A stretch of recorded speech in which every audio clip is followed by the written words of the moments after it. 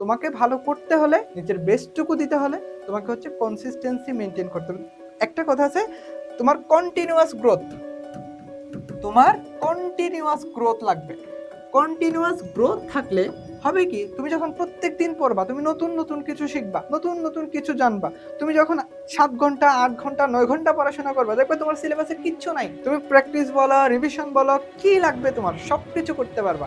But তোমাকে আজকে পড়ছো, এক সপ্তাহ কোথায় হারাই গেছো, এই কাজ করা যাবে না। তোমার যেটা করা লাগবে সেটা হচ্ছে, আজকে 5 ঘন্টা পড়ছি, কালকে চেষ্টা করতে হবে 6 ঘন্টা পড়ার। কালকে 6 ঘন্টা পড়ছি, পরশু যেন এটা 4 ঘন্টায় নেমে না আসে। পরশু 6 ঘন্টা পড়বা, চেষ্টা করবা আরো বেশি পড়ার জন্য। এভাবে আস্তে আস্তে আস্তে আস্তে পড়ার ভলিউমটা বাড়াইতে হবে। প্রত্যেকদিন নিয়মিত পড়াশোনা করতে হবে, নিয়মিত পড়াশোনা করতে হবে। কনসিস্টেন্সি মানে কি বোঝায়, তুমি শনিবার পড়ছো, কিন্তু রবিবার, সোমবার এগুলাতে তোমার কোনো খোঁজ নাই, এগুলাতে তোমার কোনো খোঁজ নাই। তুমি হারাই গেছো।